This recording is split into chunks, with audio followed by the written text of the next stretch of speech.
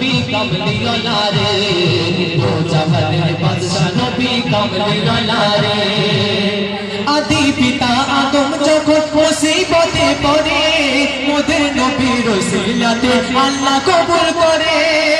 আদি পিতা আদম যখন মুসিবতে পড়ে, মোদের নবীর ওসিলাতে আল্লাহ কবুল করে।